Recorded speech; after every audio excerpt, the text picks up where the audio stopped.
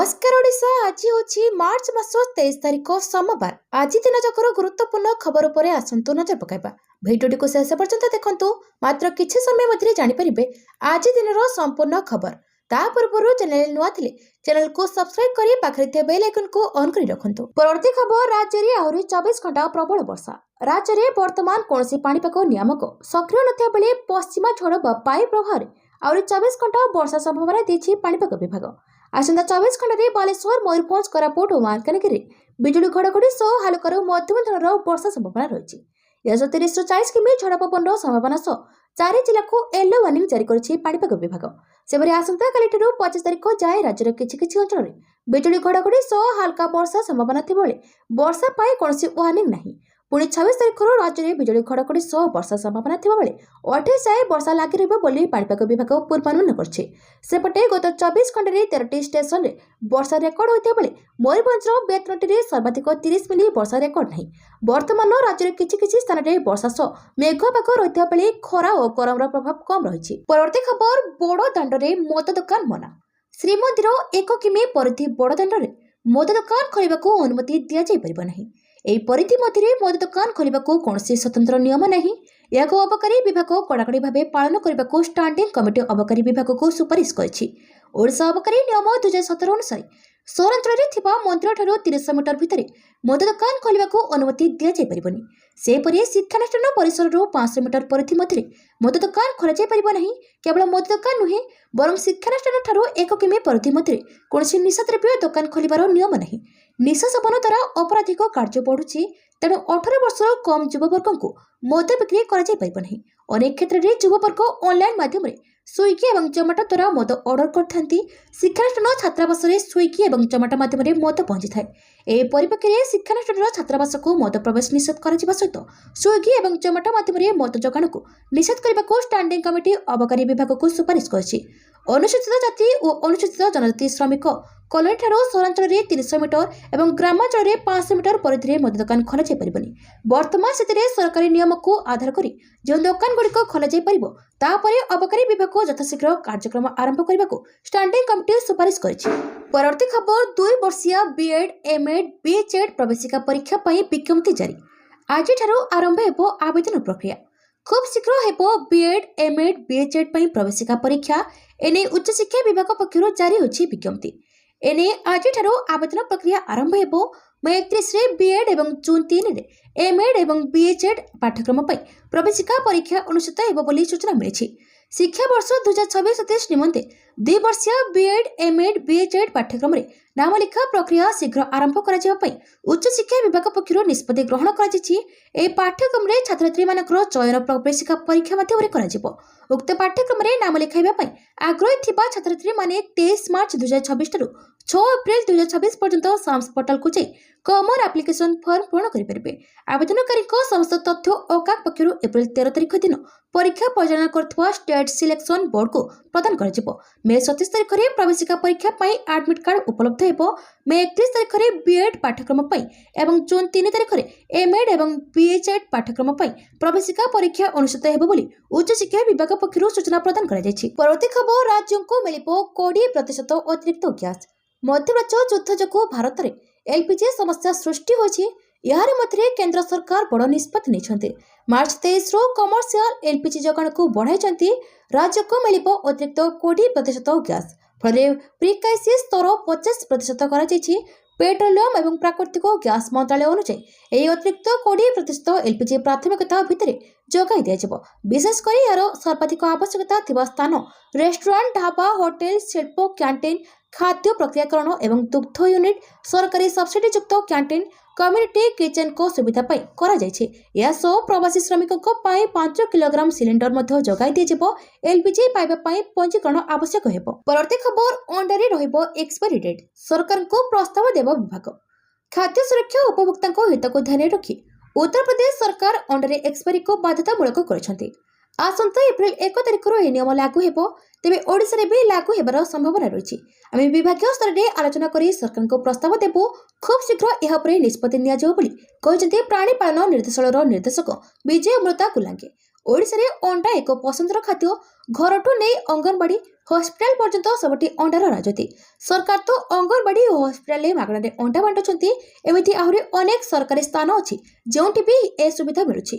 तेबे मत्स्य और प्राणी संपद विभाग तथ्य अनुसार एबे राज्य में दैनिक प्राय 3 कोटी अंडार आवश्यकता रही। हेले 1 कोटी 10,000 अंडा उत्पादन होउछि।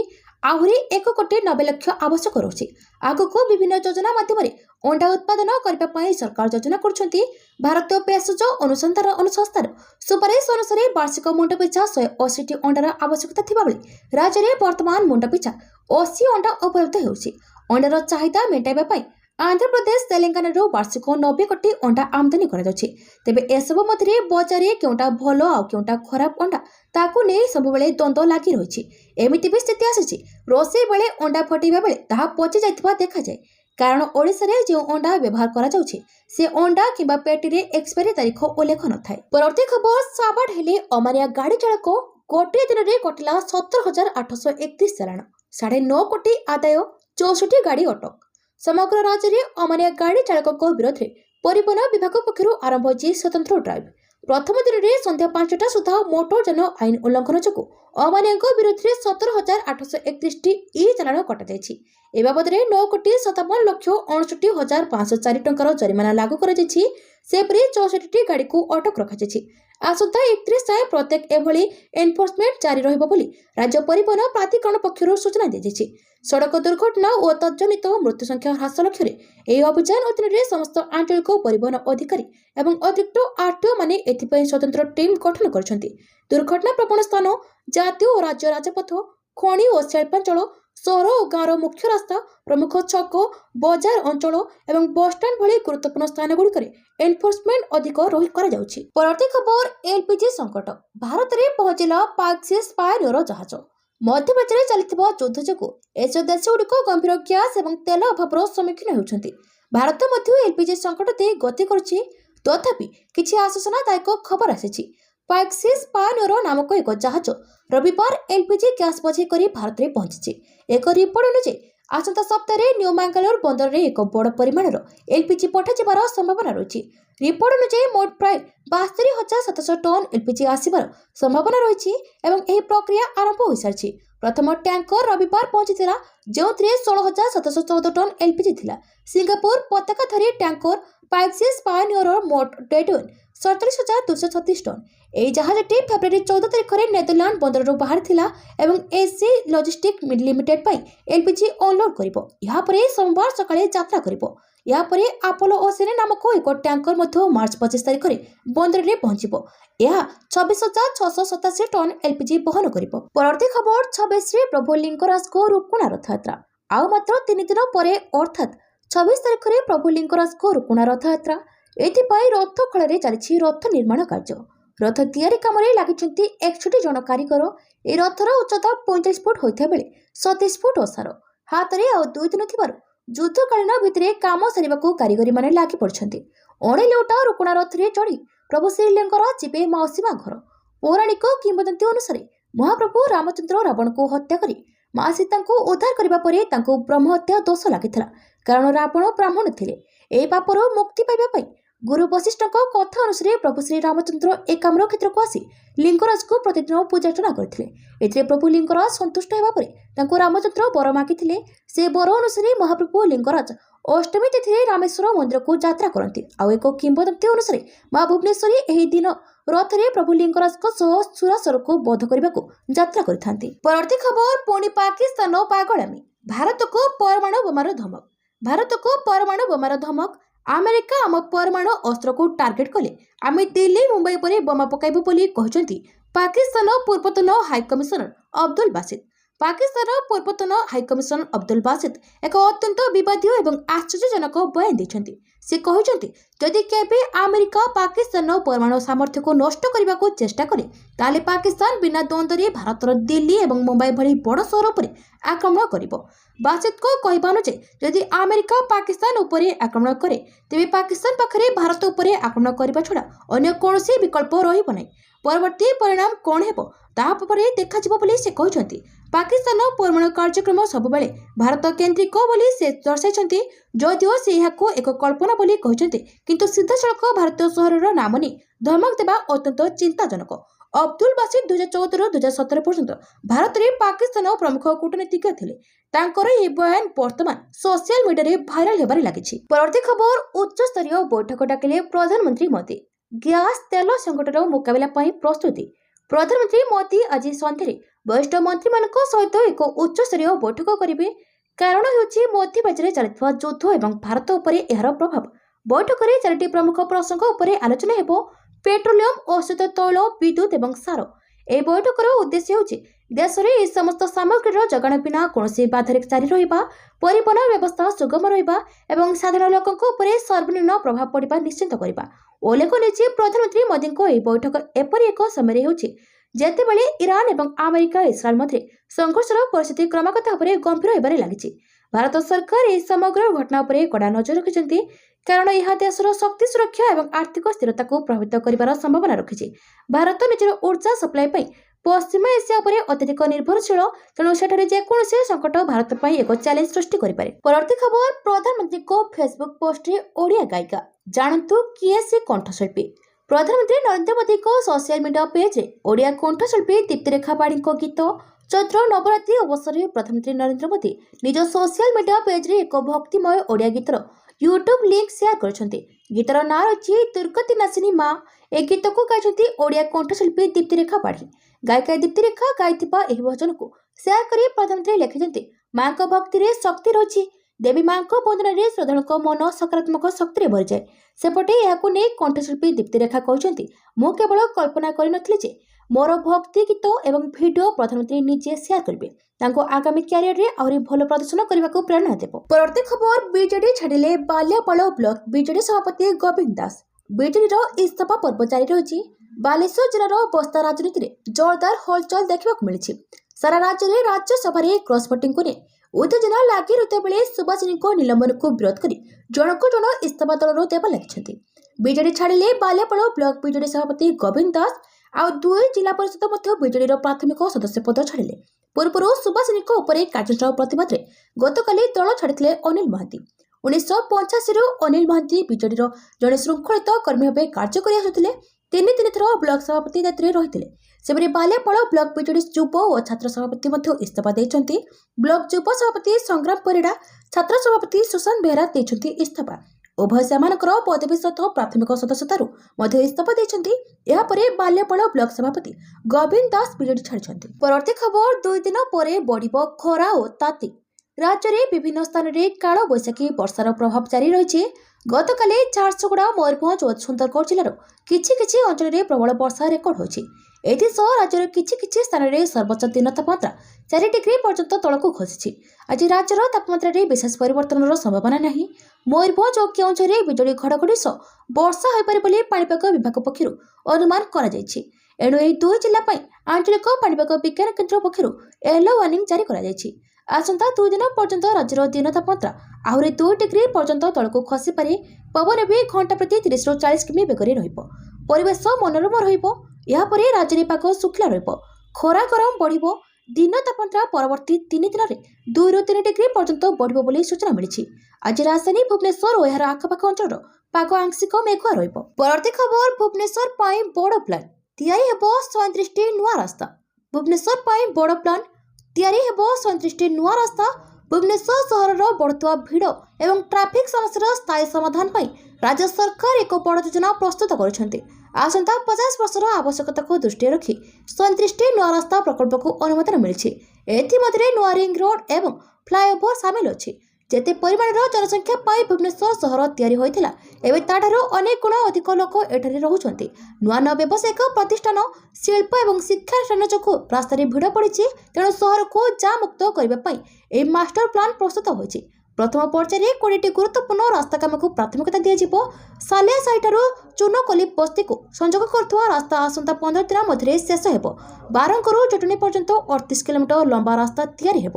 ଏହା ଭୁବନେଶ୍ୱର, କଟକ ଓ ଜଟଣୀ ମଧ୍ୟରେ ଏକ ମିନି ରିଙ୍ଗ ରୋଡ୍ ଭଳି କାମ କରିବ। ପରବର୍ତ୍ତୀ ଖବର, ହରମୁଜ ମାଳି ଖୋଲା ନ କଲେ ଇରାନକୁ ଧ୍ୱଂସ କରିବାକୁ ଟ୍ରମ୍ପଙ୍କ ଧମକ। ଆମେରିକା ରାଷ୍ଟ୍ରପତି ଡୋନାଲ୍ଡ ଟ୍ରମ୍ପ ରବିବାର ଦିନ ଇରାନକୁ ଚେତାବନୀ ଦେଇ କହିଛନ୍ତି, ଯଦି ସେମାନେ 48 ଘଣ୍ଟା ମଧ୍ୟରେ ହରମୁଜ ମାଳି ଖୋଲି ନ ଦିଅନ୍ତି, ତେବେ ଆମେରିକା ସେମାନଙ୍କର ଅନେକ ପାୱାର ପ୍ଲାଣ୍ଟ ଉପରେ ଆକ୍ରମଣ କରି ସେଗୁଡ଼ିକୁ ସମ୍ପୂର୍ଣ୍ଣ ଧ୍ୱଂସ କରିଦେବ ଏବଂ ଆକ୍ରମଣ ସବୁଠାରୁ ବଡ଼ ପାୱାର ପ୍ଲାଣ୍ଟରୁ ଆରମ୍ଭ ହେବ। ଟ୍ରୁଥ୍ ସୋସିଆଲ ମିଡିଆରେ ଏକ ପୋଷ୍ଟରେ ଟ୍ରମ୍ପ ଇରାନକୁ ବିଶ୍ୱର ସବୁଠାରୁ ଗୁରୁତ୍ୱପୂର୍ଣ୍ଣ ଜଳପଥ ହର୍ମୁଜ ପାଣି ଖୋଲିବାକୁ ଅନୁରୋଧ କରିଛନ୍ତି। ଇରାନ ଉପରେ ଇସ୍ରାଏଲ ଆମେରିକାର ମିଳିତ ଆକ୍ରମଣ ପରଠାରୁ ଇରାନ ସେନା ଦ୍ୱାରା ସମ୍ପୂର୍ଣ୍ଣ ଭାବରେ ଅବରୋଧ କରାଯାଇଛି।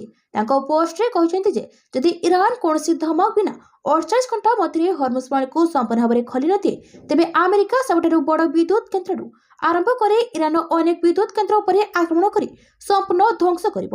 ଟ୍ରମ୍ପ କହିଛନ୍ତି ଯେ ହର୍ମୁଜ ପ୍ରଣାଳୀକୁ ବ୍ୟବହାର କରୁଥିବା ଅନ୍ୟ ଦେଶଗୁଡ଼ିକ ଦ୍ୱାରା ସୁରକ୍ଷିତ ଏବଂ ତଦାରଖ କରାଯିବା ଉଚିତ। ଆମେରିକା ଏହାକୁ ବ୍ୟବହାର କରେ ନାହିଁ। ଏହି ସମୟରେ ଟ୍ରମ୍ପ ପ୍ରଶାସନ ସମ୍ପ୍ରତି ଘୋଷଣା କରିଛି ଯେ ଶୁକ୍ରବାର ଠାରୁ ଜାହାଜରେ ବୋଝେଇ ଇରାନୀ ତେଲ ଉପରୁ ଅସ୍ଥାୟୀ ଭାବରେ କଟକଣା ପ୍ରତ୍ୟାହାର କରାଯାଉଛି। ପରବର୍ତ୍ତୀ ଖବର ନିଲମ୍ବନ ନୁହେଁ ବହିଷ୍କାର କରାଯାଇଥିଲେ ଖୁସି ହୋଇଥାନ୍ତି। ସୌଭିକ ରାଜ୍ୟସଭା ନିର୍ବାଚନରେ କ୍ରସ୍ ଭୋଟିଂ କରି ବିଜେଡିରୁ ନିଲମ୍ବିତ ହେବା ପରେ ବିଧାୟକ ସୌଭିକ ବିଶ୍ୱାଳ ପ୍ରତିକ୍ରିୟା ରଖିଛନ୍ତି। ସେ କହିଛନ୍ତି ଯେ ଯେଉଁଦିନ ମୋ ବାପାଙ୍କୁ ବିଜେଡି ଦଳରୁ ବହିଷ୍କାର କରାଯାଇଥିଲା ମୁଁ ମଧ୍ୟ ସେହିଦିନ ବିଜେଡି ଦଳରୁ ବହିଷ୍କାର ହୋଇଛି ବୋଲି ଭାବିଥିଲି। ମୁଁ ଭାବିଥିଲି ମୋତେ ଦଳରୁ ବହିଷ୍କାର କରିବେ। ମୋ ବାପା ନବୀନ ନିବାସରେ ସନ୍ତପ୍ତ ମିଶ୍ରଙ୍କୁ ରାଜ୍ୟସଭା ପ୍ରାର୍ଥୀ ନ କରିବାକୁ ପ୍ରସ୍ତାବ ରଖିଥିଲେ କାରଣ ମୂଳରୁ ଦଳ ଗଠନରେ ତାଙ୍କର ଅବଦାନ କିଛି ନାହିଁ। ଏହା ଦଳର ସ୍ୱାର୍ଥରେ ଥିଲା। ରାଜ୍ୟସଭା ନିର୍ବାଚନ ପୂର୍ବରୁ ମୋତେ ନବୀନ ନିବାସ ଡକାଯାଇଥିଲା। ମୋ ସାଙ୍ଗରେ 7 ଜଣ ବିଧାୟକ ବନ୍ଧୁ ମଧ୍ୟ ଉପସ୍ଥିତ ଥିଲେ। ସେତେବେଳେ ନିର୍ମାଲ୍ୟ ଛୁଇଁ ବିଜେଡି ପ୍ରାର୍ଥୀଙ୍କୁ ଭୋଟ ଦେବାକୁ କୁହାଯାଇଥିଲା କିନ୍ତୁ ମୁଁ ନବୀନ ବାବୁଙ୍କୁ ହାତ ଯୋଡ଼ି ସତ କହିଥିଲି ମୁଁ ବିଜେଡି ପ୍ରାର୍ଥୀଙ୍କୁ ଭୋଟ ଦେଇପାରିବି ନାହିଁ। ମୋ ପିତାଙ୍କୁ ଅସମ୍ମାନ କରାଯାଇଛି। ପୁତ୍ର ହୋଇ ମୁଁ କେମିତି ତାଙ୍କ ବିରୁଦ୍ଧରେ ଯାଇପାରିବି? ମୋ ବାପାଙ୍କୁ ଯେଉଁଭଳି ଅତ୍ୟାଚାର କରାଯାଇଛି ମୁଁ ସହିପାରିବି ନାହିଁ। 2004ରେ ପ୍ରଭାତ ବିଶ୍ୱାଳ ଟିକେଟ ପାଇଁ ନବୀନ ପଟ୍ଟନାୟକଙ୍କୁ ଅନୁରୋଧ କରିଥିଲେ କିନ୍ତୁ ଟିକେଟ ଦିଆଗଲା ନାହିଁ। ମୋ ବାପା ବାରମ୍ବାର ବିଧାୟକ ଭାବରେ ବିଜୟ ଲାଭ କରିଛନ୍ତି। ଛତିଶ ସଂଘରେ 30 ବର୍ଷ ହେବ ସଭାପତି ଏବଂ ଉପଦେଷ୍ଟା ଭାବରେ କାର୍ଯ୍ୟ କରିଆସୁଛନ୍ତି। ଆମେ ଅର୍ଥଲୋଭୀ ନୁହେଁ। ଆମେ ନା ପୂର୍ବରୁ ଅର୍ଥ ପାଇଁ ଲଢ଼ିଛୁ ନା ପରେ ନା ଭବିଷ୍ୟତରେ ଲଢ଼ିବୁ। ପରବର୍ତ୍ତୀ ଖବର ମଧ୍ୟପ୍ରାଚ୍ୟ ଯୁଦ୍ଧ ଯୋଗୁଁ ବିମାନ ଶିଳ୍ପ ଉପରେ ବଡ଼ ପ୍ରଭାବ। 3 ସପ୍ତାହ ମଧ୍ୟରେ 2500 ଉଡ଼ାଣ ରଦ୍ଦ। ଏୟାର ଇଣ୍ଡିଆ ଫ୍ଲାଇଟ୍ ଉପରେ ପଶ୍ଚିମ ଏସିଆରେ ଚାଲୁଥିବା ଯୁଦ୍ଧର ବହୁତ ବଡ଼ ପ୍ରଭାବ ପଡ଼ିଛି। ଗତ 3 ସପ୍ତାହ ମଧ୍ୟରେ ପାଖାପାଖି 2500 ଉଡ଼ାଣ ବାତିଲ କରାଯାଇଛି ବୋଲି ଏୟାରଲାଇନ୍ସର ସିଇଓ କ୍ୟାମ୍ପବେଲ୍ ୱିଲସନ୍ କର୍ମଚାରୀମାନଙ୍କୁ ସୂଚନା ଦେଇଛନ୍ତି। ଏୟାର ଇଣ୍ଡିଆ ବର୍ତ୍ତମାନ ପଶ୍ଚିମ ଏସିଆକୁ ଏହାର ସାଧାରଣ ଉଡ଼ାଣର ପ୍ରାୟ 30% ପରିଚାଳନା କରୁଛି ବୋଲି ମଧ୍ୟ ସେ କହିଛନ୍ତି। ଏବେ ସମସ୍ତଙ୍କ ସୁରକ୍ଷାକୁ ଦୃଷ୍ଟିରେ ରଖି ବିମାନ ସେବାକୁ ବନ୍ଦ କରି ଦିଆଯାଇଛି। ସୂଚନା ଅନୁଯାୟୀ ମଧ୍ୟପ୍ରାଚ୍ୟରେ ଚାଲିଥିବା ଯୁଦ୍ଧ ଯୋଗୁଁ ସମଗ୍ର ବିଶ୍ୱ ଏବଂ ବିମାନ ଶିଳ୍ପକୁ ପ୍ରଭାବିତ କରୁଛି। ଏୟାର ଇଣ୍ଡିଆ ପାଇଁ ଏହି ପ୍ରଭାବ ଖୁବ୍ ବଡ଼ ରହିଛି କାହିଁକି ନା ଏହି ସ୍ଥାନରେ ଏହାର ଉଡ଼ାଣର ସଂଖ୍ୟା ସବୁଠାରୁ ଅଧିକ ଥିଲା। ଏହି ପରିସ୍ଥିତିର ପ୍ରଭାବ ମଧ୍ୟ ଆର୍ଥିକ ସ୍ତରରେ ଦେଖିବାକୁ ମିଳିଛି ବୋଲି ମଧ୍ୟ ସେ କହିଛନ୍ତି। ଜେଟ୍ ଫ୍ଲୁର ମୂଲ୍ୟ ପୂର୍ବ ଅପେକ୍ଷା ଦ୍ୱିଗୁଣ କରାଯାଇଛି ଯାହାଫଳରେ ଖର୍ଚ୍ଚ ମଧ୍ୟ ସେପରି ବଢ଼ାଯାଇଛି। ଏୟାର ଇଣ୍ଡିଆ ଟିକେଟ୍ ଏବଂ ଫ୍ଲୁ ଚାର୍ଜକୁ ବଢ଼ାଇଦେଇଛି ଯାହାଫଳରେ କିଛି ଖର୍ଚ୍ଚ ପୂରଣ କରାଯାଇପାରିବ। ପରବର୍ତ୍ତୀ ଖବର ଆରବ ସାଗରରେ ପରମାଣୁ ବୁଡ଼ା ଜାହାଜ ମୁତୟନ କଲା ବ୍ରିଟେନ୍। ସାରା ବିଶ୍ୱର ବଢ଼ିଲା ଚିନ୍ତା। ଆମେରିକା ଇସ୍ରାଏଲ ଏବଂ ଇରାନ ମଧ୍ୟରେ 3 ସପ୍ତାହ ଧରି ସଂଘର୍ଷ ଜାରି ରହିଛି। ପ୍ରତିଶୋଧ ସ୍ୱରୂପ ଇରାନ ମଧ୍ୟପ୍ରାଚ୍ୟର ଦେଶଗୁଡ଼ିକୁ ବିଶେଷ କରି ୟୁଏଇକୁ ଟାର୍ଗେଟ କରି ଆସୁଛି। ଏହି ଘଟଣାକ୍ରମ ମଧ୍ୟରେ ବ୍ରିଟେନ୍ ଏବେ ଖୋଲାଖୋଲି ଭାବରେ ଏହି ଯୁଦ୍ଧରେ ପ୍ରବେଶ କରିଛି। ନିଜର ସାମରିକ ଶକ୍ତି ପ୍ରଦର୍ଶନ କରି ବ୍ରିଟେନ୍ ଆରବ ସାଗରରେ ଏକ ପରମାଣୁ ବୁଡ଼ା ଜାହାଜ ମୁତୟନ କରିଛି। ଡେଲି ମେଲର ଏକ ରିପୋର୍ଟ ଅନୁଯାୟୀ ଏହି ବୁଡ଼ା ଜାହାଜ ଯାହାକୁ HMS ଅନସୁନ୍ କୁହାଯାଏ ଟମାହାକ୍ ବ୍ଲକ୍ ଆଇଭି କ୍ରୁଜ୍ କ୍ଷେପଣାସ୍ତ୍ର ସହିତ ସଜ୍ଜିତ ଯାହା ଶହ ଶହ ମାଇଲ ଦୂରରେ ଅବସ୍ଥିତ ଲକ୍ଷ୍ୟସ୍ଥଳ ବିରୋଧରେ ସଠିକ୍ ଆକ୍ରମଣ କରିବାରେ ସକ୍ଷମ। ବ୍ରିଟେନ୍ ଇରାନ ସହିତ ସଂଘର୍ଷ ସମ୍ପର୍କରେ ନିଜର ନୀତି ପରିବର୍ତ୍ତନ କରିଛି ଯାହା ଆମେରିକାକୁ ଏହାର ସାମରିକ ଘାଟି ବ୍ୟବହାର କରିବାକୁ ଅନୁମତି ଦେଇଛି। ଫଳସ୍ୱରୂପ ଆମେରିକା ଏବେ ହର୍ମୁଜ ପ୍ରଣାଳୀରେ ଜାହାଜଗୁଡ଼ିକୁ ଟାର୍ଗେଟ କରୁଥିବା ଇରାନୀ ସ୍ଥିତିଗୁଡ଼ିକୁ ଧ୍ୱଂସ କରିବା ପାଇଁ ଆକ୍ରମଣ ଆରମ୍ଭ କରିବା ପାଇଁ ବ୍ରିଟିଶ ସାମରିକ ଘାଟି ବ୍ୟବହାର କରିପାରେ। ପରବର୍ତ୍ତୀ ଖବର ମୋବାଇଲ ବ୍ୟବହାର କ୍ଷେତ୍ରରେ ଓଡ଼ିଶା 6ଠ ସ୍ଥାନରେ ରହିଛି। ଦିନକୁ ଦିନ ମୋବାଇଲର ଚାହିଦା ବଢ଼ି ବଢ଼ି ଚାଲିଛି। ବର୍ତ୍ତମାନ କୁନି ପିଲାଠାରୁ ଆରମ୍ଭ କରି ବୟସ୍କ ସମସ୍ତଙ୍କ ହାତରେ ମୋବାଇଲ ରହୁଛି। କାହା କାହା ହାତରେ 2ଟି ମୋବାଇଲ ରହିଥିବା ମଧ୍ୟ ଦେଖିବାକୁ ମିଳିଛି। ଭାରତୀୟ ଦୂରସଞ୍ଚାର ନିୟାମକ କର୍ତ୍ତୃପକ୍ଷ ପକ୍ଷରୁ ପ୍ରକାଶିତ ତଥ୍ୟରୁ ଜଣାଯାଇଛି ଯେ ଚଳିତ ବର୍ଷ ଜାନୁଆରୀ ମାସରେ ଓଡ଼ିଶାର ମୋଟ ମୋବାଇଲ ଫୋନ୍ ଗ୍ରାହକଙ୍କ ସଂଖ୍ୟା 3.75 କୋଟି ଟପିଛି। ଜାନୁଆରୀ ମାସରେ 2,56,033 ଜଣ ଗ୍ରାହକ ଯୋଡ଼ି ହେବା ଫଳରେ ମୋଟ ଗ୍ରାହକଙ୍କ ସଂଖ୍ୟା 3,75,18,313ରେ ପହଞ୍ଚିଛି। ରାଜ୍ୟରେ ବର୍ତ୍ତମାନ ରାଷ୍ଟ୍ରାୟତ୍ତ କମ୍ପାନୀ ବିଏସ୍ଏନ୍ଏଲ୍ ସମେତ ମୋଟ 4ଟି କମ୍ପାନୀ ମୋବାଇଲ ଫୋନ୍ ସେବା ଯୋଗାଉଛନ୍ତି। ସେମାନଙ୍କ ମଧ୍ୟରୁ ରିଲାଏନ୍ସ ଜିଓର ଗ୍ରାହକ ଜାନୁଆରୀରେ ସର୍ବାଧିକ 1,57,302 ବଢ଼ିଥିବା ବେଳେ ଏୟାରଟେଲ୍ 1,07,310 ଗ୍ରାହକ ବଢ଼ିଛନ୍ତି। ଅନ୍ୟପକ୍ଷରେ ଜାନୁଆରୀରେ ଭୋଡାଫୋନ୍ ଆଇଡିଆ ଏବଂ ବିଏସ୍ଏନ୍ଏଲ୍ ଗ୍ରାହକ କମିଛନ୍ତି। ବିଏସ୍ଏନ୍ଏଲ୍ ମୋବାଇଲ ଫୋନ୍ ଗ୍ରାହକ ସଂଖ୍ୟା 5,171 ହ୍ରାସ ପାଇ 55,13,183ରେ ଏବଂ ଭୋଡାଫୋନ୍ ଆଇଡିଆର ଗ୍ରାହକ ସଂଖ୍ୟା 3,408 ହ୍ରାସ ପାଇ 14,86,579 ପହଞ୍ଚି। ପରବର୍ତ୍ତୀ ଖବର ମେ ମାସରେ ସରୁଛି ସେନାର 3 ମୁଖ୍ୟଙ୍କ କାର୍ଯ୍ୟକାଳ। ଦେଶରେ ଶୀର୍ଷ ସୈନ୍ୟ ନେତୃତ୍ୱରେ ଆଗାମୀ 3 ମାସ ମଧ୍ୟରେ ବଡ଼ ପରିବର୍ତ୍ତନ ହେବାକୁ ଯାଉଛି। ଏହି ପ୍ରକ୍ରିୟା ଆରମ୍ଭରେ ପ୍ରଥମେ ନୂଆ ସିଡିଏସ୍ ନିଯୁକ୍ତ ହେବେ। ଏବେ ସିଡିଏସ୍ ଥିବା ଜେନେରାଲ ଅନିଲ ଚୌହାନଙ୍କ କାର୍ଯ୍ୟକାଳ ମେ ମାସ 30 ତାରିଖରେ ସମାପ୍ତ ହେବାକୁ ଯାଉଛି। ସରକାର ଏପ୍ରିଲ ମାସରେ ନୂଆ ସିଡିଏସ୍ଙ୍କ ନାମ ଉପରେ ନିଷ୍ପତ୍ତି ନେବେ। ସିଡିଏସ୍ଙ୍କ ବ୍ୟତୀତ ସେନା ପ୍ରମୁଖ, ନୌସେନା ପ୍ରମୁଖ, ଡିଆରଡିଓ ଅଧ୍ୟକ୍ଷ ଭଳି ଗୁରୁତ୍ୱପୂର୍ଣ୍ଣ ପଦ ଉପରେ ପରିବର୍ତ୍ତନ କରାଯିବ। ସିଡିଏସ୍ ଜେନେରାଲ ଅନିଲ ଚୌହାନଙ୍କ ବିସ୍ତାରିତ କାର୍ଯ୍ୟକାଳ ମେ 30 ତାରିଖରେ ଶେଷ ହେବ। ସେ ଦେଶର ଦ୍ୱିତୀୟ ସିଡିଏସ୍ ଓ ତାଙ୍କ କାର୍ଯ୍ୟକାଳ 4 ବର୍ଷ। ମେ 15, 1964 ମସିହାରେ ଜନ୍ମ ହୋଇଥିବା ନୌସେନା ମୁଖସ୍ ଏଡମିରାଲ ଦୀନେଶ କୁମାର ତ୍ରିପାଠୀ ମେ ମାସ ଶେଷ ସୁଦ୍ଧା 62 ବର୍ଷ ପୂରଣ କରୁଛନ୍ତି। ସେଭଳି 1 ଜୁଲାଇ 1964ରେ ଜନ୍ମିତ ସେନା ପ୍ରମୁଖ ଜେନେରାଲ ଉପେନ୍ଦ୍ର ଦ୍ୱିବେଦୀ ଜୁନ୍ 30 ତାରିଖରେ 62 ବର୍ଷ ଅତିକ୍ରମ କରୁଛନ୍ତି। ସେପଟେ ରକ୍ଷା ଅନୁସନ୍ଧାନ ଓ ବିକାଶ ସଂଗଠନର ଅଧ୍ୟକ୍ଷ ଡକ୍ଟର ସମୀର କାମତଙ୍କ କାର୍ଯ୍ୟକାଳ ବି ମେ 31 ତାରିଖରେ ସମାପ୍ତ ହେବାକୁ ଯାଉଛି। ହେଲେ ବାୟୁସେନା ପ୍ରମୁଖ ଏପି ସିଂହ ଓ ରକ୍ଷା ସଚିବ ରାଜେଶ କୁମାର ସିଂହଙ୍କ ପାଖରେ ଏବେ ବି ସମୟ ରହିଛି। ଏହି 2 ଜଣଙ୍କ କାର୍ଯ୍ୟକାଳ ଚଳିତ ବର୍ଷ ଅକ୍ଟୋବର ମାସରେ ଶେଷ ହେବ। ରକ୍ଷା ମନ୍ତ୍ରଣାଳୟର ସଂଶୋଧିତ ନିୟମ ମୁତାବକ ନୂଆ ସିଡିଏସ୍ଙ୍କ ଚୟନ ପ୍ରକ୍ରିୟା ବ୍ୟାପକ ଅଟେ। ପରବର୍ତ୍ତୀ ଖବର ଆସାମ ବିଧାନସଭା ନିର୍ବାଚନ 100 ଆସନରେ ଲଢ଼ିବ କଂଗ୍ରେସ। ଆସାମରେ ଅନ୍ୟ 5ଟି ଦଳ ସହ ମେଣ୍ଟ କରି କଂଗ୍ରେସ ଚଳିତ ବର୍ଷ ବିଧାନସଭା ନିର୍ବାଚନ ଲଢ଼ିବ। ଏହି ସୂଚନା ଦେଇଛନ୍ତି ଆସାମ କଂଗ୍ରେସ ମୁଖ୍ୟ ଗୌରବ ଗୋଗୋଇ। ସେ କହିଛନ୍ତି ରାଜ୍ୟର 126 ବିଧାନସଭା ଆସନରୁ କଂଗ୍ରେସ 100ଟିରେ ଲଢ଼ିବ। ଅନ୍ୟ 26ଟି ଆସନ 5ଟି ଦଳକୁ ଆବଣ୍ଟନ କରାଯିବ। ସମସ୍ତ 6 ଦଳ ଏକାଠି ଲଢ଼ିବେ ଓ ଶାସକ ବିଜେପିକୁ ଗାଦିଚ୍ୟୁତ କରି ରାଜ୍ୟରେ କ୍ଷମତା ଦଖଲ କରିବେ ବୋଲି ସେ ଦୃଢ଼ୋକ୍ତି ପ୍ରକାଶ କରିଛନ୍ତି। ଜୋହାଟ ବିଧାନସଭା ଆସନରୁ ନିର୍ବାଚନ ଲଢ଼ିବାକୁ ଯାଉଥିବା 3 ଥରର ସାଂସଦ ଗୋଗୋଇ ଏକ ଖବର ସରବରାହ ସଂସ୍ଥାକୁ ଏହି ସୂଚନା ଦେଇଛନ୍ତି। ସେ କହିଛନ୍ତି ମେଣ୍ଟର ଅନ୍ୟ 5ଟି ଦଳ ମଧ୍ୟରେ ରହିଛି ଆସାମ ଜାତୀୟ ପରିଷଦ, ରାଇଜୋର ଦଳ, ସିପିଏମ୍, ସିପିଆଇ ଏବଂ all party leaders conference. Congress ଏପର୍ଯ୍ୟନ୍ତ 4ଟି ପର୍ଯ୍ୟାୟରେ 94ଟି ଆସନ ପାଇଁ ପ୍ରାର୍ଥୀ ଘୋଷଣା କରିସାରିଛି। ଗତ 10 ବର୍ଷ ହେଲା ରାଜ୍ୟରେ ବିଜେପି ସରକାର ରହିଛି, କିନ୍ତୁ ରାଜ୍ୟରେ କଂଗ୍ରେସର ପ୍ରଭାବ ମଧ୍ୟ ବଢ଼ିଛି। 2016ରେ କଂଗ୍ରେସ 26 ଆସନ ପାଇଥିବା ବେଳେ 2021ରେ ଏହା 29କୁ ବୃଦ୍ଧି ପାଇଥିଲା। ଆସାମର ସମସ୍ତ ବିଧାନସଭା ଆସନରେ ଗୋଟିଏ ପର୍ଯ୍ୟାୟରେ ଏପ୍ରିଲ 9ରେ ଭୋଟ ଗ୍ରହଣ କରାଯିବ। ମେ 4ରେ ଫଳାଫଳ ଘୋଷଣା ହେବ। ପରବର୍ତ୍ତୀ ଖବର ହରମୁଜ ଦ୍ୱୀପ ନିକଟରେ ଇରାନର ବଡ଼ ଆକ୍ରମଣ F-15କୁ ଖସାଇ ଦେଇଥିବା ଦାବି। ଇରାନୀ ଗଣମାଧ୍ୟମ ଦାବି କରିଛି ଯେ ହରମୁଜ ଦ୍ୱୀପ ନିକଟରେ ଏକ F-15 ଲଢୁଆ ବିମାନକୁ ଗୁଳି କରି ଖସାଇ ଦେଇଯାଇଛି। ରିପୋର୍ଟ ଅନୁଯାୟୀ ଜେଟ୍ଟି ଶତ୍ରୁର ଥିଲା ଏବଂ ଦକ୍ଷିଣ ଅଞ୍ଚଳ ଉପରେ ଉଡୁଥିଲା। ଇରାନର ବାୟୁ ପ୍ରତିରକ୍ଷା ପ୍ରଣାଳୀ ଏହାକୁ ଭୂମିଭିତ୍ତିକ କ୍ଷେପଣାସ୍ତ୍ର ସାହାଯ୍ୟରେ ଟାର୍ଗେଟ କରିଥିଲା।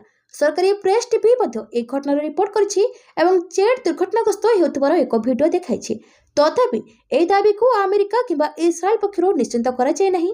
ଇରାନ ସହିତ ଚାଲିଥିବା ଯୁଦ୍ଧରେ ଆମେରିକା ଏବଂ ଇସ୍ରାଏଲ ଭାରି କ୍ଷତି ସହିଛି।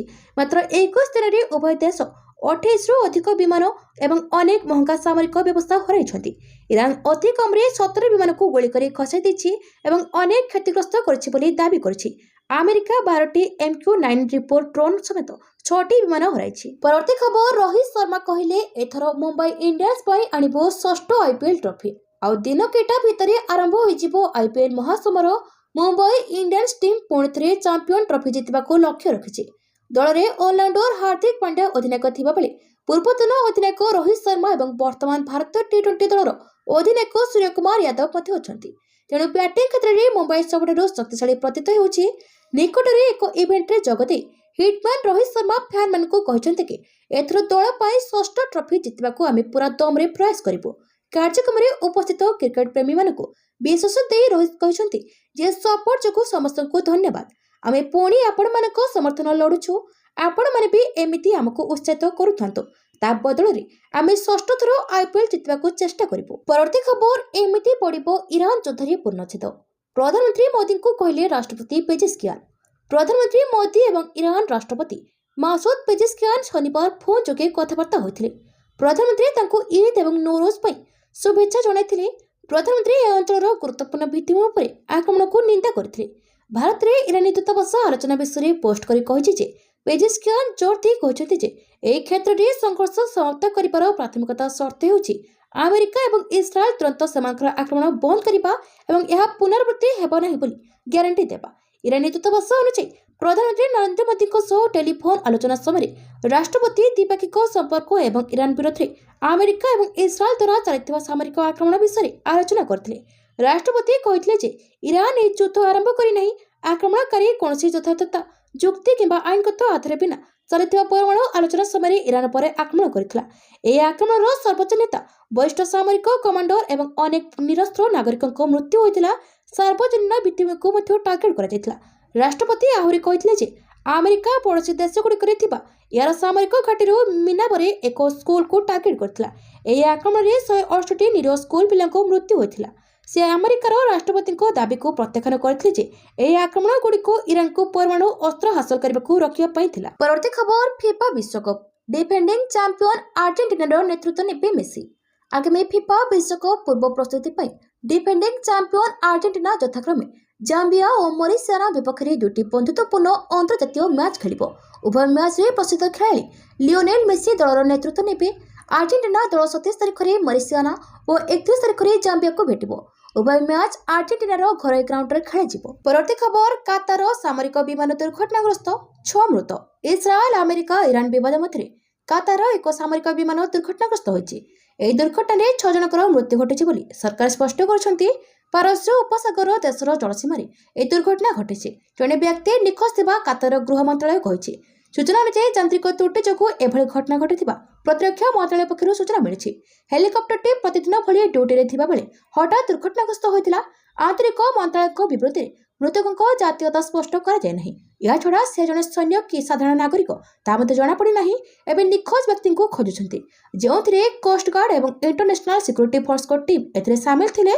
ଏହାରି ମଧ୍ୟରେ କାତାର ରକ୍ଷା ମନ୍ତ୍ରଣାଳୟ ଏକ୍ସରେ ପୋଷ୍ଟ ସେୟାର କରି କହିଛନ୍ତି ଯେ ନିୟମିତ ଡ୍ୟୁଟିରେ ଥିବା ସମୟରେ ଏକ କାତାର ହେଲିକପ୍ଟର ଯାନ୍ତ୍ରିକ ତ୍ରୁଟିର ସମ୍ମୁଖୀନ ହୋଇଥିଲା, ଫଳରେ ଏହା ରାଜ୍ୟର ଆଞ୍ଚଳିକ ଜଳସୀମାରେ ଦୁର୍ଘଟଣାଗ୍ରସ୍ତ ହୋଇଥିଲା।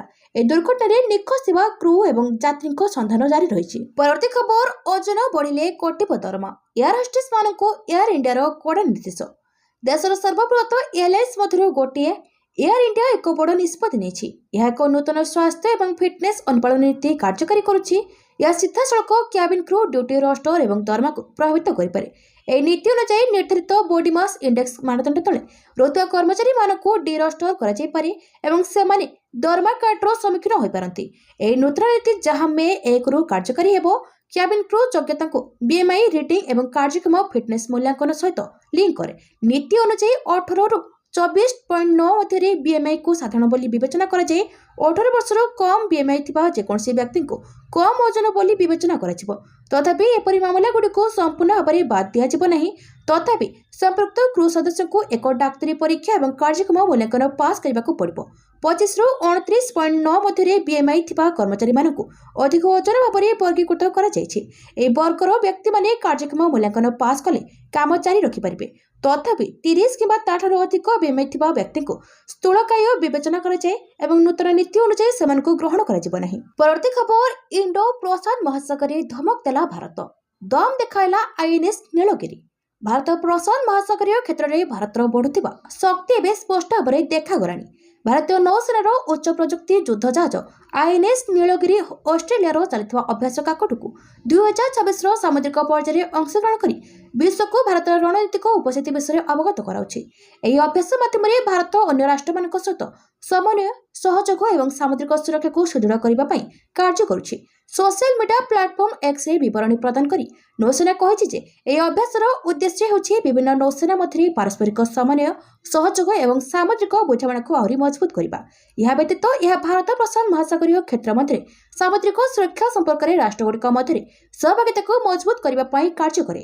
ଏହା ଉଲ୍ଲେଖନୀୟ ଯେ ଅଭ୍ୟାସ କାକଟୁ ହେଉଛି ଅଷ୍ଟ୍ରେଲିଆ ଦ୍ୱାରା ଆୟୋଜିତ ଏକ ପ୍ରମୁଖ ଅନ୍ତର୍ଜାତୀୟ ନୌସେନା ଅଭ୍ୟାସ, ଯେଉଁଥିରେ ଭାରତ ପ୍ରଶାନ୍ତ ମହାସାଗରୀୟ କ୍ଷେତ୍ରର ଅନେକ ନୌସେନା ମିଳିତ ଭାବରେ ବିଭିନ୍ନ ସାମୁଦ୍ରିକ କାର୍ଯ୍ୟ ଅଭ୍ୟାସ କରିବା ପାଇଁ ଅଂଶଗ୍ରହଣ କରନ୍ତି। ପରବର୍ତ୍ତୀ ଖବର, ତାଲିବାନର ଆକ୍ରମଣରେ ଥରୁଛି ପାକିସ୍ତାନ, ଷ୍ଟାଡିୟମରେ ପିଏସ୍ଏଲ୍ ଦେଖିପାରିବେନି ଦର୍ଶକ। ଆଇପିଏଲ୍କୁ ଅନୁସରଣ କରି ପାକିସ୍ତାନରେ ଖେଳାଯାଉଥିବା ଲିଗ୍ ପିଏସ୍ଏଲ୍ ଲିଗ୍କୁ ଷ୍ଟାଡିୟମରେ ଦେଖିପାରିବେ ନାହିଁ ଦର୍ଶକ। ପାକିସ୍ତାନ କ୍ରିକେଟ ବୋର୍ଡ ପକ୍ଷରୁ ଏଭଳି ଘୋଷଣା କରାଯାଇଛି। ବିନା ଦର୍ଶକରେ ମ୍ୟାଚ୍ ଖେଳାଯିବ ନେଇ ନିଆଯାଇଛି ନିଷ୍ପତ୍ତି। ଆଫଗାନିସ୍ତାନ ସହ ପାକିସ୍ତାନର ଯୁଦ୍ଧ ଚାଲିଛି। ତାଲିବାନ ଘନ ଘନ ଆକ୍ରମଣ କରୁଥିବା ବେଳେ ସୁରକ୍ଷା ଦୃଷ୍ଟିରୁ ଏଭଳି ନିଷ୍ପତ୍ତି ନିଆଯାଇଛି। ମାର୍ଚ୍ଚ 26 ତାରିଖରୁ ଆରମ୍ଭ ହେବ ପିଏସ୍ଏଲ୍ ତେବେ ଚଳିତ ସିଜନରେ କେବଳ 2ଟି ସହରରେ ଖେଳାଯିବ ବୋଲି ନିଷ୍ପତ୍ତି ନିଆଯାଇଛି। ପୂର୍ବରୁ 6 ସହରରେ ଆୟୋଜନ ନେଇ ଯୋଜନା କରାଯାଇଥିଲା, ମାତ୍ର ଏବେ କେବଳ କରାଚି ଏବଂ ଲାହୋରରେ ଖେଳାଯିବ ବୋଲି ପିସିବି ମୁଖ୍ୟ ମହସିନ ନକଭି ସୂଚନା ଦେଇଛନ୍ତି। ପରିସ୍ଥିତି ସ୍ୱାଭାବିକ ନ ହେବା ପର୍ଯ୍ୟନ୍ତ ଷ୍ଟାଡିୟମରେ ଦର୍ଶକଙ୍କ ଉପରେ ବାରଣ ରହିବ। ଏହା ସହ କୌଣସି ଉଦ୍ଘାଟନୀ ଉତ୍ସବ ଅନୁଷ୍ଠିତ ହେବ ନାହିଁ ବୋଲି ମଧ୍ୟ ପ୍ରେସମିଟ୍ରେ ସୂଚନା ଦିଆଯାଇଛି। ନକଭି କହିଛନ୍ତି କି ପିଏସ୍ଏଲ୍ ହେଉଛି ଆମର ଆନ୍ତର୍ଜାତୀୟ ବ୍ରାଣ୍ଡ। ଏହି ଲିଗ୍ରେ ଅନେକ ବିଦେଶୀ ଖେଳାଳି ଭାଗ ନେଉଛନ୍ତି, ଯେଉଁ କାରଣରୁ ଆମେ ଟୁର୍ଣ୍ଣାମେଣ୍ଟକୁ ବାତିଲ କରିପାରିବୁ ନାହିଁ। ଏକା ସାଙ୍ଗେ 25,000ରୁ 30,000 ଦର୍ଶକ ଏକା ସାଙ୍ଗେ ବସି ମ୍ୟାଚ୍ ଦେଖିବା ଅସମ୍ଭବ, ଏଣୁ ବିନା ଦର୍ଶକରେ ମ୍ୟାଚ୍ ଅନୁଷ୍ଠିତ ହେବ। ପରବର୍ତ୍ତୀ ଖବର, ବିଶ୍ୱ ତୈଳ ଯୋଗାଣ ସଙ୍କଟ ଇରାନକୁ ଘେରିଲେ 8 ପ୍ରମୁଖ ଦେଶ। ବିଶ୍ୱର ଅନେକ ପ୍ରମୁଖ ଦେଶ ଇରାନ ବିରୋଧରେ ଏକ ମିଳିତ ବିବୃତ୍ତି ଜାରି କରିଛନ୍ତି। ଏହି ବିବୃତ୍ତିରେ ଇରାନ ବିରୋଧରେ ଗମ୍ଭୀର ଅଭିଯୋଗ ଅଣାଯାଇଛି ଏବଂ ଏହାର କାର୍ଯ୍ୟକଳାପକୁ ତୁରନ୍ତ ବନ୍ଦ କରିବାକୁ ଦାବି କରାଯାଇଛି। ସଂଯୁକ୍ତ ଆରବ ଏମିରେଟ୍ସ, ଯୁକ୍ତରାଜ୍ୟ, France, Germany, Italy, Japan, Canada ଏବଂ ଅଷ୍ଟ୍ରେଲିଆ ସମେତ ଅନେକ ଦେଶର ନେତାମାନେ ଏହି ବିବୃତ୍ତିରେ ଅଂଶଗ୍ରହଣ କରିଛନ୍ତି। ଏହି ଦେଶଗୁଡ଼ିକ କହିଛନ୍ତି ଯେ ସେମାନେ ଉପସାଗରୀୟ ଅଞ୍ଚଳରେ ନିରସ୍ତ୍ର ବାଣିଜ୍ୟ ଜାହାଜ ଉପରେ ଆକ୍ରମଣକୁ ଦୃଢ଼ ନିନ୍ଦା କରନ୍ତି ଏବଂ ସାଧାରଣ ନାଗରିକ, ତୈଳ ଏବଂ ଗ୍ୟାସ୍ ସୁବିଧା ଉପରେ ଆକ୍ରମଣକୁ ମଧ୍ୟ ଗମ୍ଭୀର ବୋଲି ବିବେଚନା କରାଯାଏ।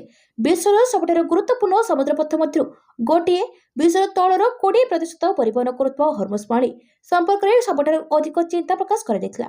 ବିବୃତ୍ତିରେ ଉଲ୍ଲେଖ କରାଯାଇଛି ଯେ ଇରାନର କାର୍ଯ୍ୟକଳାପ ଯୋଗୁଁ ଏହି ରାସ୍ତା ପ୍ରାୟ ବନ୍ଦ ହୋଇଯାଇଛି, ଯାହା ବିଶ୍ୱ ବଜାରକୁ ପ୍ରଭାବିତ କରିପାରେ। ବିବୃତ୍ତିରେ ସମସ୍ତ ଦେଶ ଇରାନକୁ ଜାତିସଂଘ ସୁରକ୍ଷା ପରିଷଦ ପ୍ରସ୍ତାବ 2817 ପାଳନ କରିବା ଏବଂ ସୁରକ୍ଷିତ ସାମୁଦ୍ରିକ ପଥ ବଜାୟ ରଖିବା ପାଇଁ ଅନୁରୋଧ କରିଛନ୍ତି। ପରବର୍ତ୍ତୀ ଖବର, ଭୂକମ୍ପ ଝଟକାରେ ଥରିଲା ସିକିମ୍। ଭୂକମ୍ପ ଝଟକାରେ ପୁଣି ଥରିଲା ସିକିମ୍ ରାଜ୍ୟ। ସିକିମ୍ରେ 2ଟି ଭୂକମ୍ପ ଅନୁଭୂତ ହୋଇଥିବା ବେଳେ ପୁଣି ଭୂକମ୍ପ ଅନୁଭୂତ ହୋଇଛି। ମାଙ୍ଗନ ଜିଲ୍ଲାରେ ଭୂକମ୍ପର କେନ୍ଦ୍ରସ୍ଥଳ 14 କିଲୋମିଟର ଗଭୀରତା ଅନୁଭୂତ ହୋଇଥିଲା।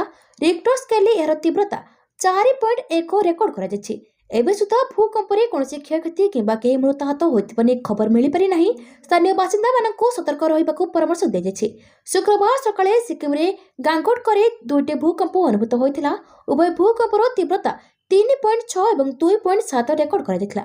ଏହି ଭୂକମ୍ପରେ କୌଣସି କ୍ଷୟକ୍ଷତି ହୋଇଥିବା ନେଇ ସୂଚନା ମିଳିନାହିଁ।